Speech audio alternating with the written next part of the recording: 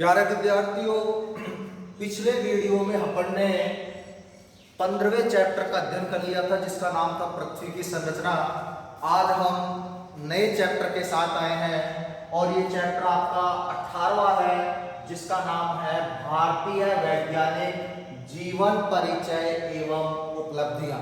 अर्थात इस चैप्टर के अंतर्गत हम प्रमुख भारतीय वैज्ञानिकों का जीवन परिचय देखेंगे और विज्ञान के क्षेत्र में उनकी क्या उपलब्धियां रही है उनके बारे में भी अपन अध्ययन करेंगे।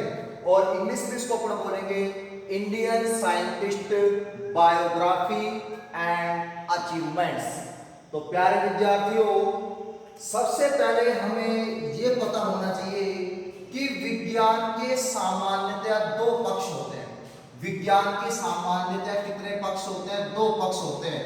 एक होता है अनुप्रयोगात्मक और दूसरा होता है आधारभूत। तो प्यारे विद्यार्थियों, विज्ञान के सामान्यतः कितने पक्ष होते हैं? तो दो होते हैं, अनुप्रयोगात्मक और आधारभूत। अनुप्रयोगात्मक जो आपका पक्ष होता है ये देश की अर्थव्यवस्था को प्रभावित करता है। तो देश की अर्थव्यवस्था को प्रभावित करने वाला जो विज्ञान का पक्ष होता है वो अनुप्रयोगात्मक होता है और यह गुणात्मक प्रभाव डालने वाला विज्ञान का पक्ष है। कैसा प्रभाव? गुणात्मक प्रभाव। तो अपन कह सकते हैं कि विज्ञान के सामान्यतः दो पक्ष होते हैं, पहला अनुप्रयोगात्मक और दूसरा आधारभूत। अनुप्रयोगात्मक देश की अर्थव्यवस्था को प्रभावित करता है और यह गुणात्मक प्रभाव डालने वाला क्या है? पक्ष है। जबकि आधारभूत जो विज्ञान है, आधारभूत विज्ञान से वैज्ञानिक मानसिकता जानकारी और समझ का विकास होता है।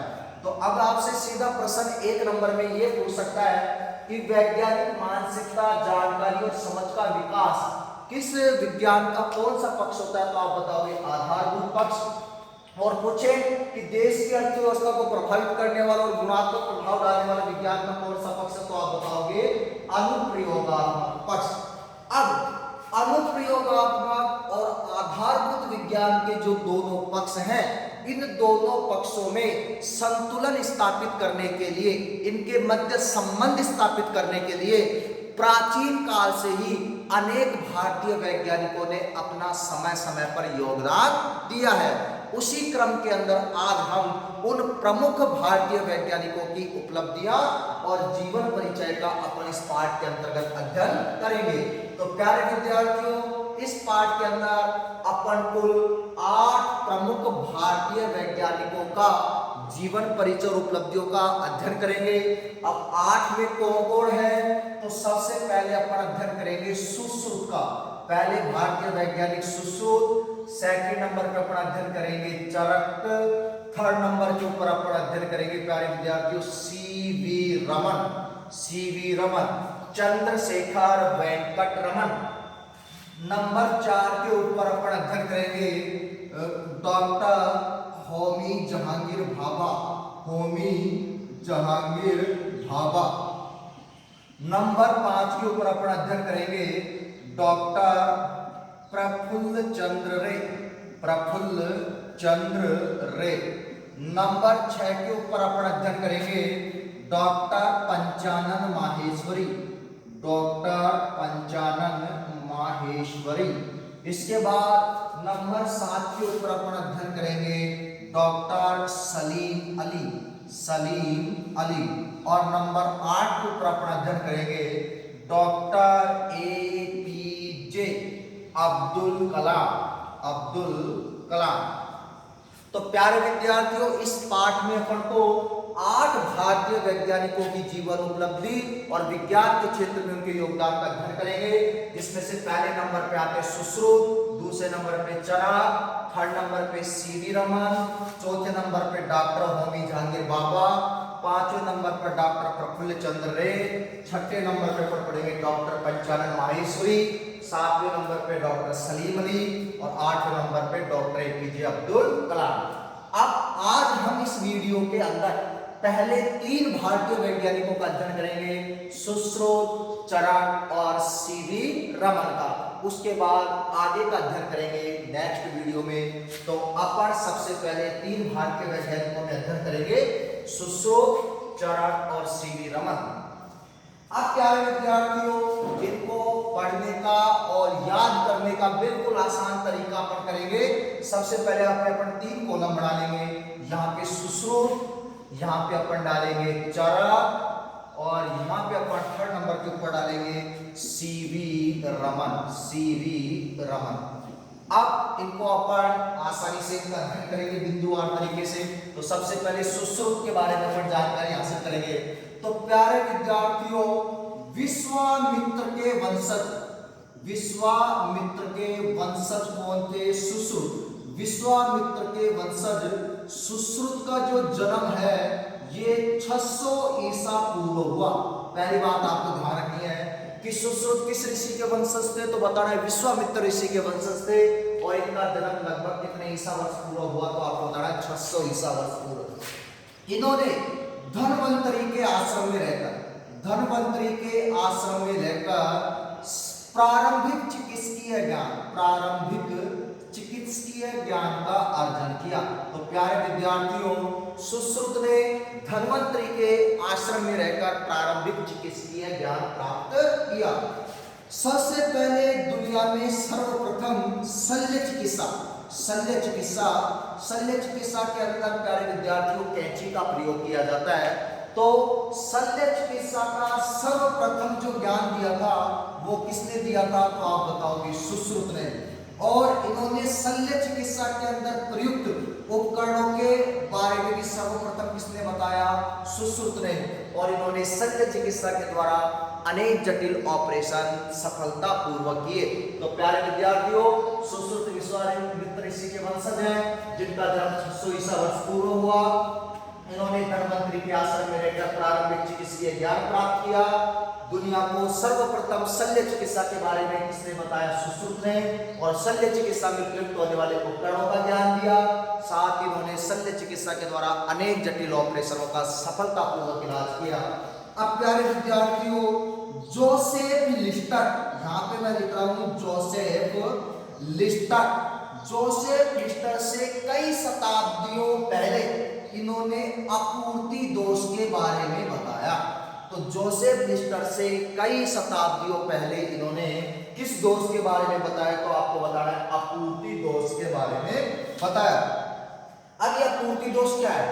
तो इन्होंने ये कहा कि शल्य चिकित्सा करने से पूर्व जो भी यंत्र उपकरण हैं उनको गर्म पानी से अच्छे से धो लेना चाहिए ताकि उसमें कोई कीटाणु या रोगाणु नष्ट हो जाए और कोई भी आपूर्ति दोष न रहे।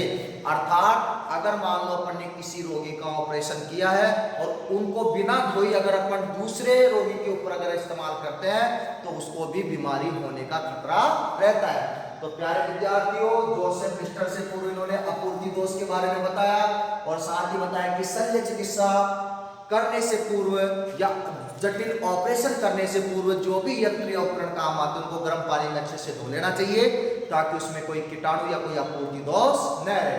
प्यारे विद्यार्थियों, सुश्रुत पहले वैज्ञानिक है जिन्होंने नाक, कान, होठ, नाक, कान, होठ की प्लास्टिक सर्जरी की। प्लास्टिक क्या की? सर्जरी।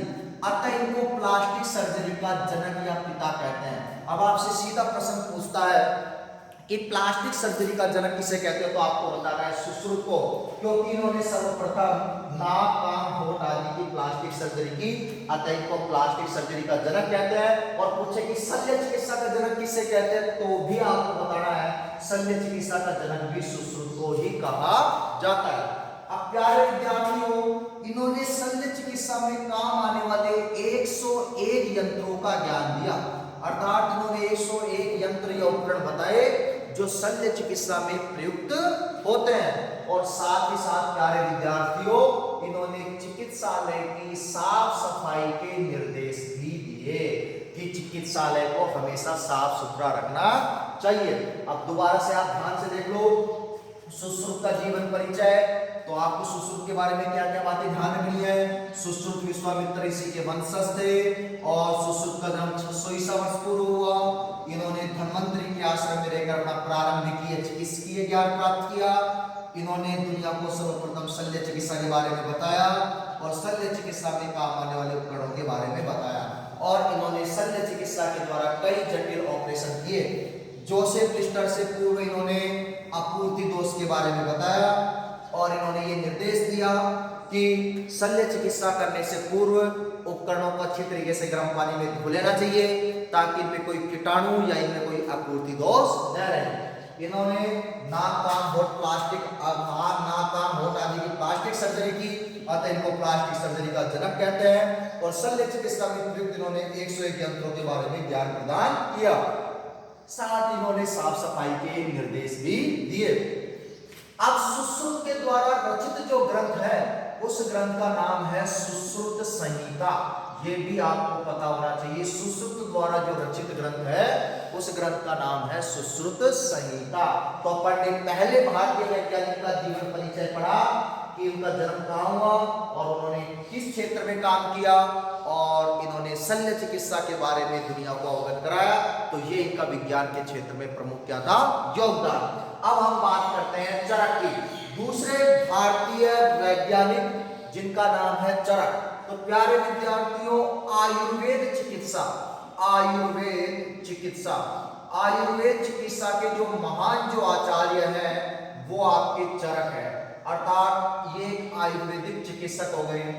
अच्छा, चरक ने सर्वप्रथम शरीर के अंदर पाचन उपापचय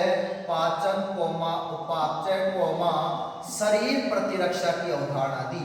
तो यहाँ से सीधा प्रश्न बनता है कि सर्वप्रथम पाचन उपापचय और शरीर प्रतिरक्षा की अवधारणा किस वैज्ञानिक के द्वारा दी गई? तो आपको बताना है महर्षि चरक के द्वारा। चरक के अनुसार शरीर में कार्य करने के कारण 3 दोष होते हैं, वात, कफ, पित्त। तो प्यारे विद्यार्थियों, चरक के अनुसार कार्य करने के कारण शरीर में कितने दोष होते हैं? तो आप बताओगे 3। क्या क्या नाम है? वात, कफ और पित्त। इन तीनों दोषों में जब असंतुलन हो जाता है तो शरीर में बीमारी उत्पन्न होती है। अब आपसे प्रश्न पूछा जाए कि चरक के अनुसार शरीर में बीमारी उत्पन्न होने का क्या कारण, तो आपको बताना है कि ये चरक के अनुसार शरीर में 3 दोषों वात, कफ और पित्त में असंतुलन होने के कारण शरीर में बीमारी उत्पन्न होती है। अब आगे ध्यान दो, चरक के द्वारा रचित जो ग्रंथ था उसका नाम है चरक संहिता। भाई सुश्रुत के द्वारा रचित ग्रंथ कौन था? तो सुश्रुत संहिता। और महर्षि चरक के द्वारा रचित जो ग्रंथ है उसका नाम है चरक संहिता। और इस चरक संहिता ये संस्कृत भाषा में लिखा हुआ ग्रंथ है। संस्कृत भाषा में लिखा हुआ ग्रंथ है जिसके कुल आपके 9 खंड हैं और जो गद्य व पद्य दोनों में लिखित है। तो चरक के द्वारा लिखित ग्रंथ आपका चरक संहिता है, जो किस भाषा में लिखा गया? संस्कृत भाषा में लिखा गया है, जिसके प्रमुख 9 खंड है और ये गद्य व पद्य दोनों में लिखित है। प्यारे विद्यार्थियों, चरक ने आनुवंशिकी के सिद्धांतों को आनुवंशिकी, आपने पढ़ा होगा आनुवंशिकी के जनक कौन है बताओ? तो ग्रेगर जोहन मेंडल। तो ग्रेगर जोहन मेंडल ने तो बहुत बाद में बताया था। इन्होंने तो आनुवंशिकी के सिद्धांतों को 2000 वर्षों पहले ही जान लिया था। तो आनुवंशिकी के सिद्धांतों को कितने हजार वर्ष पहले? 2000 वर्ष पूर्व इन्होंने जान लिया था। और अच्छा, अब सीधा प्रश्न कि आनुवंशिकी के सिद्धांतों को इन्होंने कितने वर्ष पूर्व जान लिया था? 2000 वर्ष पहले जान लिया था। इन्हें उन कारणों का भी पता था जिनके कारण शिशु का लिंग निश्चित होता है। तो इन्हें उन कारणों का भी पता था जिनके कारण शिशु का क्या निश्चित होता है? लिंग। अब प्यारे विद्यार्थियों, चरक के अनुसार बच्चों में आनुवंशिक दोष, चरक के अनुसार बच्चों में आनुवंशिक दोष जैसे अंधापन है, लंगड़ापन है, ये माता पिता में किसी अभाव या त्रुटि के कारण होता है। तो यहाँ से प्रश्न बनता है चरक के अनुसार बच्चों में आनुवंशिक दोष के क्या कारण है।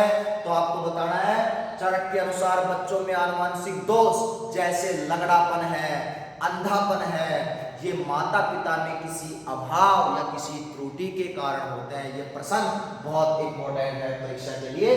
तो चरक आयुर्वेद चिकित्सा के महान आचार्य हैं। इन्होंने पाचन उपापचय शरीर प्रतिरक्षा की अवधारणा दी। इन्होंने बताया कि शरीर में कार्य के कारण 3 दोष होते हैं, वात का पित्त। इन तीनों दोषों में असंतुलन के कारण शरीर में बीमारी उत्पन्न होती है। इनके द्वारा रचित ग्रंथ चरक संहिता है जो संस्कृत भाषा में लिखा हुआ है। इसके कुल 9 खंड है जो एक गद्य व पद्य दोनों में लिखित है। और चरक ने आनुवंशिकी के सिद्धांतों को 2000 वर्ष पहले ही जान लिया था। इन्हें उन कारणों का पता था जिनके कारण शिशु का लिंग निश्चित होता है। इसके अलावा बच्चों में आनुवंशिक दोष जैसे लंगड़ापन और अंधापन है, ये माता पिता में किसी अभाव या त्रुटि के कारण होता है।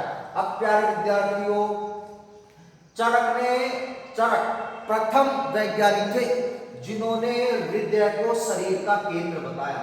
हृदय को शरीर का क्या बताया? केंद्र बताया। जो अपना हार्ट होता है, ये हार्ट जो है ये शरीर का क्या है? केंद्र। तो हृदय को शरीर का केंद्र बताया और हृदय शरीर से धमनियों के द्वारा जुड़ा होता है। ये बात भी सर्वप्रथम किसने बताई? चरक ने। अर्थात चरक पहले महान आचार्य हैं जिन्होंने हृदय को शरीर का केंद्र बताया और हृदय शरीर में धमनियों के द्वारा जुड़ा होता है।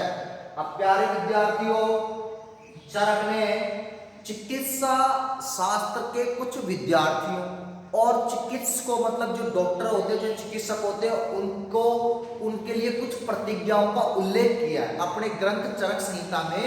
चिकित्सा शास्त्र के विद्यार्थियों और चिकित्सकों के लिए कुछ प्रतिज्ञाओं का उल्लेख किया है जिसमें इन्होंने ये बताया है कि चिकित्सक को पहली बात इन्होंने ये बताई कि चिकित्सक को किसी भी दशा में रोगी से शत्रुता नहीं करनी चाहिए। चिकित्सक को किसी भी दशा में रोगी से क्या नहीं करनी चाहिए? शत्रुता। नंबर 2 दूसरी बात उन्होंने ये बताया कि चिकित्सक को रोगी की घर की बातों को बाहर जाकर नहीं बताना चाहिए। दूसरी, रोगी की घर की बातों को बाहर नहीं बताना चाहिए। और तीसरी इनकी प्रतिज्ञा ये थी कि चिकित्सक को सदैव ज्ञान की खोज में तत्पर रहना चाहिए। अब प्यारे विद्यार्थियों, चरक शब्द का अर्थ होता है चलना। चरक शब्द का अर्थ क्या होता है? चलना। अच्छा, अब यहां से एक प्रश्न बनता है कि इनका नाम चरक क्यों पड़ा?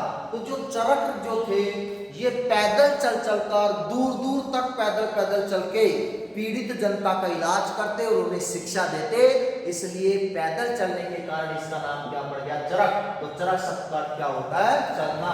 तो प्यारे विद्यार्थियों, अपन ने 2 वैज्ञानिकों के बारे में पढ़ा। सबसे पहले अपन ने पढ़ा सुश्रुत और सेकंड नंबर पे अपन ने पढ़ा चरक के बारे में। अब थर्ड नंबर पर अपन पढ़ेंगे सीवी रमन। प्यारे विद्यार्थियों का पूरा नाम है चंद्रशेखर वेंकट रमन। चंद्रशेखर वेंकट रमन। तो प्यारे विद्यार्थियों, सीवी रमन का जन्म 7 नवंबर 1888 को तमिलनाडु के तिरुधिरापतली शहर में हुआ। तो पहली बात, चंद्रशेखर वेंकट रमन का जन्म 7 नवंबर 1888 को तमिलनाडु के किस शहर में हुआ? तिरुधिरापतली शहर में हुआ। अब प्यारे विद्यार्थियों, आगे अपन बात करते हैं। इनके पिता का नाम था चंद्रशेखर अय्यर और इनकी माता का नाम था पार्वती अम्मल।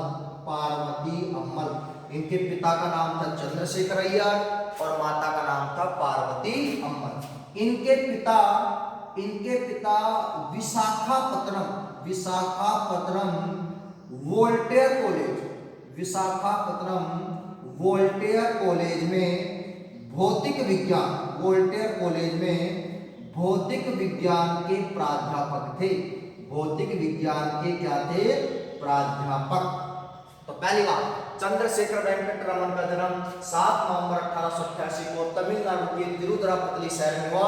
इनके पिता का नाम चंद्रशेखर अय्यर, माता का नाम पार्वती अम्मल, और इनके पिता विशाखापट्टनम वोल्टेयर कॉलेज में भौतिक विज्ञान के क्या थे, प्राध्यापक। इन्होंने वोल्टेयर कॉलेज से ही इंटर परीक्षा प्रथम श्रेणी से प्राप्त की। इंटर परीक्षा कौन सी श्रेणी से प्राप्त की, तो इन्होंने प्राप्त की प्रथम श्रेणी से।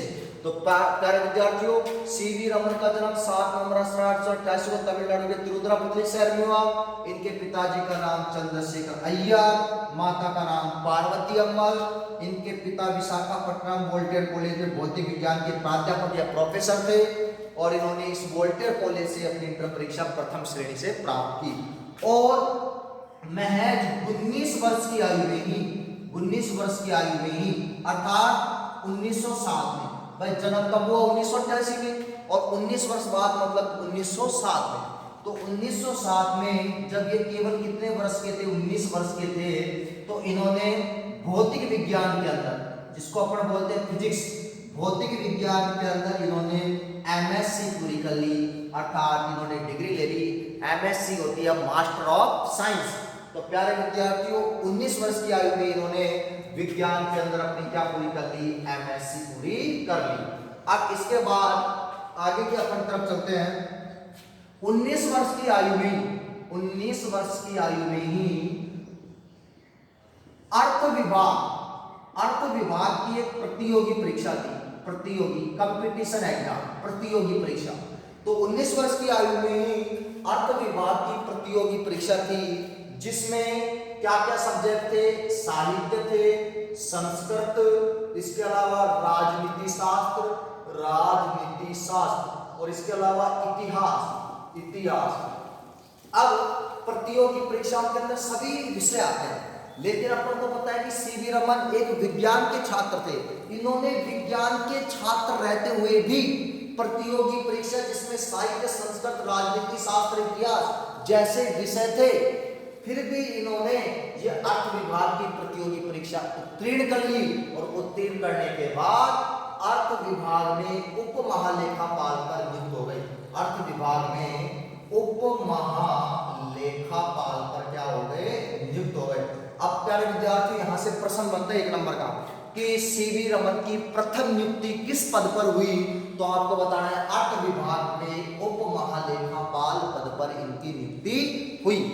अब प्यारे विद्यार्थियों, अब ये उप महालेखापाल पद पर नियुक्त हो जाने के बाद अब सरकारी सेवा में चले गए। अब इनको पास विज्ञान के लिए पर्याप्त समय नहीं मिलता था, क्योंकि विज्ञान के छात्र थे, तो विज्ञान के अध्ययन के लिए इनके पास पर्याप्त समय नहीं मिलता था। अतः इन्होंने 1917 के अंदर इस पद से क्या दे दिया, इस्तीफा दे दिया, उप महालेखापाल पद से इस्तीफा दे दिया। और इसके बाद बंगाल के अंदर जाकर वहां पे प्रोफेसर पद पर नियुक्त हो गए। प्रोफेसर पद पर क्या हो गए, नियुक्त हो गए। 1917 में इन्होंने उप महालेखापाल पद से इस्तीफा दे दिया, और इसके बाद जो बंगाल जो यूनिवर्सिटी थी, तो वहां जाकर ये भौतिक विज्ञान के प्रोफेसर नियुक्त हो गए। और इसी पद पर रहते हुए, प्रोफेसर पद पर रहते हुए, इन्होंने विश्व प्रसिद्ध रमन प्रभाव की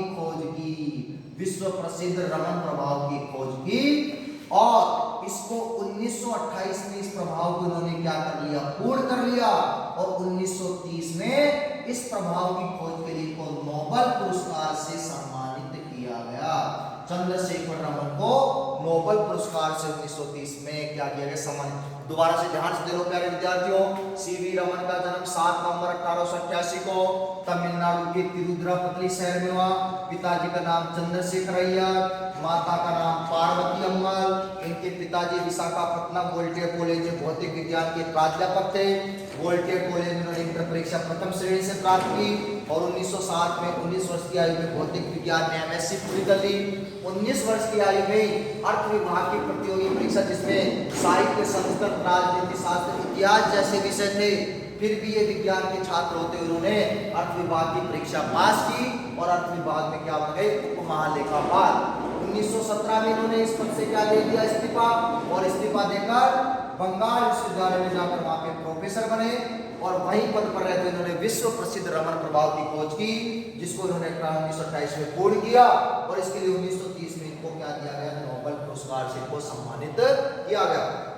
अब प्यारे विद्यार्थियों, यहाँ पे अपन एक बात देखेंगे कि ये जो रमन प्रभाव उन्होंने खोजा, तो ये रमन प्रभाव क्या है, तो रमन प्रभाव क्या है, जब प्रकाश किसी द्रव माध्यम में प्रवेश करता है, जब प्रकाश किसी द्रव माध्यम में प्रवेश करता है तो प्रकाश व द्रव के मध्य अंतः क्रिया होती है, इसे ही रमन प्रभाव या इसको रमन प्रकीर्णन के नाम से भी जाना जाता है।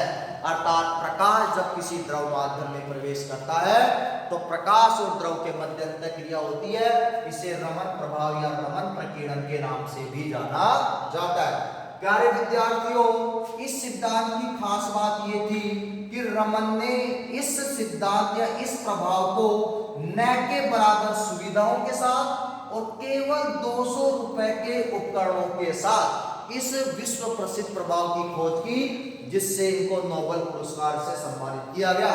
तो न के बराबर सुविधाओं और केवल 200 रुपए के उपकरणों के साथ इस विश्व प्रसिद्ध प्रभाव की क्या की, खोज।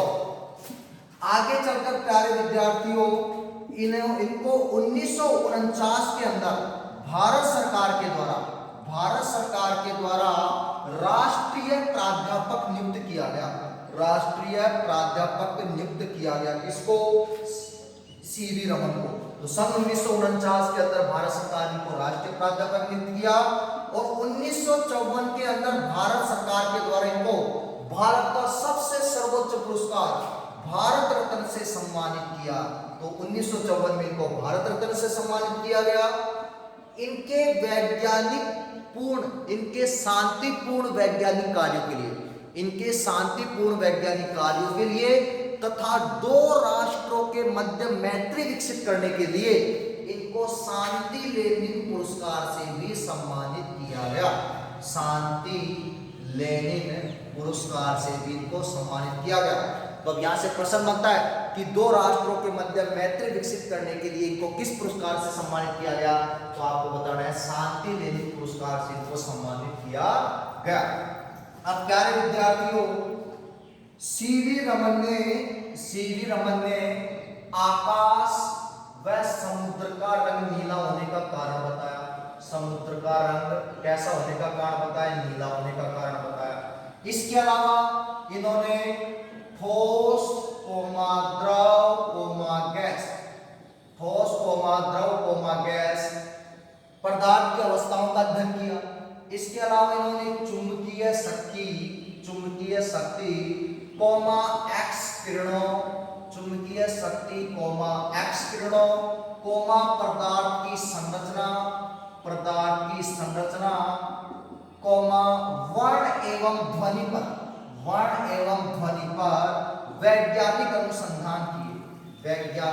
तो आपसे प्रश्न पूछ सकता है कि सीवी रमन ने किन क्षेत्रों में वैज्ञानिक अनुसंधान कार्य किए, तो आपको बताना, इन्होंने आकाश से समुद्र का रंग नीला होने का कारण बताया, इन्होंने ठोस द्रव गैसों का अध्ययन किया, इसके अलावा चुंबकीय शक्ति, एक्स किरणें, पदार्थ की संरचना, वर्ण एवं ध्वनि पर वैज्ञानिक अनुसंधान कार्य किए। अब प्यारे विद्यार्थियों, आपको ध्यान रखना है, इन्होंने कुछ भारतीय वाद्य यंत्र, कुछ तो भारतीय वाद्य यंत्र हो गए जो बजाने के काम आते हैं, जिनसे संगीत निकलते हैं, और कुछ थे विदेशी वाद्य यंत्र। तो भारतीय वाद्य यंत्रों में तो आपके आ गई वीणा, मृदंग और एक आपके तानपुरा, वीणा, मृदंग और तानपुरा। और विदेशी वाद्य यंत्रों के अंदर आपके आ गए वायलिन, पियानो। इन्होंने भारतीय वाद्य यंत्र जैसे वीणा, मृदंग, तानपुरा और विदेशी वाद्य यंत्र वायलिन और पियानो में ध्वनि के गुणों की खोज की और भौतिकी के सिद्धांत प्रतिपादित किए। इसके बाद प्यारे विद्यार्थियों, आगे चलकर 20 नवंबर 1970 को सर सीवी रमन की मृत्यु हो गई। लेकिन 28 फरवरी को 28 फरवरी को सीवी रमन की उपलब्धियों, विज्ञान के क्षेत्र में किए गए इनके उपलब्धियां या इनके कार्य और इनके सम्मान के लिए प्रतिवर्ष 28 फरवरी का दिन राष्ट्रीय विज्ञान दिवस के रूप में मनाया जाता है। राष्ट्रीय विज्ञान दिवस के रूप में मनाया जाता। अब यहाँ से प्रश्न बनता है कि राष्ट्रीय विज्ञान दिवस कब मनाया जाता है और किस वैज्ञानिक के सम्मान में मनाया जाता है। तो आपको बताना है राष्ट्रीय विज्ञान दिवस 28 फरवरी को मनाया जाता है और किस वैज्ञानिक के सम्मान में, तो ये आपको बताना है सर सीवी रमन के सम्मान में मनाया जाता है। और लास्ट ईयर एग्जाम में क्वेश्चन आया था कि रमन प्रभाव क्या है, किसे कहते हैं रमन प्रभाव। तो आपको बताना है कि जब प्रकाश व द्रव के मध्य अंतर क्रिया होती है तो इसे रमन प्रभाव या रमन प्रकीर्णन के नाम से जाना जाता है। तो प्यारे विद्यार्थियों, मैं आशा करता हूं कि आपको ये वीडियो अच्छे से समझ में आ गया होगा। अब दोबारा से एक बार इसको ध्यान से देख लेते हैं। सर सीवी रमन का जन्म 7 नवंबर 1888 को तमिलनाडु के तिरुचिरापल्ली शहर में हुआ। इनके पिता का नाम चंद्रशेखर अय्यर, माता का नाम पार्वती अम्मल। इनके पिता विशाखापत्तनम वोल्टेयर कॉलेज में भौतिक विज्ञान के प्राध्यापक थे। इन्होंने वोल्टेयर कॉलेज से इंटर परीक्षा प्रथम श्रेणी से प्राप्त की। इसके बाद 1907 में 19 वर्ष की आयु में इन्होंने विज्ञान में, भौतिक विज्ञान में एमएससी पूरी कर ली। इसके बाद 19 वर्ष की आयु में अर्थ विभाग की जो प्रतियोगी परीक्षा हुई जिसमें सभी विषय आते थे, उसके अंदर इन्होंने अर्थ विभाग में उप महालेखापाल पद पर नियुक्त हो गए। इसके बाद 1917 में इन्होंने उप महालेखापाल पद से इस्तीफा दिया और इसके बाद बंगाल विश्वविद्यालय में प्रोफेसर के पद पर नियुक्त हो गए। उसी पद पर रहते हुए इन्होंने विश्व प्रसिद्ध रमन प्रभाव की खोज की। इसको 1928 में पूर्ण किया और इसके बाद 1930 में सर सीवी रमन को नोबेल पुरस्कार से सम्मानित किया गया। अब ये रमन प्रभाव क्या है, तो रमन प्रभाव ये कहता है कि जब प्रकाश और द्रव के मध्य जब अंतःक्रिया होती है तो इसे ही रमन प्रभाव या रमन प्रकीर्णन के नाम से जाना जाता है। इस सिद्धांत की खास बात यह थी कि रमन प्रभाव न के बराबर सुविधाओं और केवल 200 रुपए के उपकरणों के साथ खोजा गया। इसके बाद 1949 में भारत सरकार के द्वारा सर सीवी रमन को राष्ट्रीय प्राध्यापक नियुक्त किया गया। 1954 में इनको भारत रत्न से सम्मानित किया गया और 2 राष्ट्रों के मध्य शांति स्थापित करने के लिए इनको शांति लेनिन पुरस्कार से भी सम्मानित किया गया। अब प्यारे विद्यार्थियों, इन्होंने विज्ञान के किन-किन क्षेत्रों में काम किया सर सीवी रमन ने, तो इन्होंने समुद्र और आकाश का रंग नीला बनने का कारण बताया। इसके अलावा ठोस द्रव गैसों का अध्ययन किया, चुंबकीय शक्ति और एक्स किरणों का अध्ययन किया, पदार्थ की संरचना को समझाया, वर्ण और ध्वनि आदि पर वैज्ञानिक अनुसंधान कार्य किए। इन्होंने कुछ भारतीय वाद्य यंत्र जैसे वीणा, मृदंग, तानपुरा और विदेशी वाद्य यंत्र जैसे वायलिन और पियानो आदि में ध्वनि की गुणों की खोज की और 20 नवंबर 1970 को इनकी क्या हो गई, मृत्यु। लेकिन इनकी उपलब्धियों के लिए, इनके सम्मान के लिए भारत सरकार द्वारा 28 फरवरी का दिन राष्ट्रीय विज्ञान दिवस के रूप में मनाया जाता है। तो यहाँ से प्रश्न पूछा गया कि राष्ट्रीय विज्ञान दिवस कब मनाया जाता है।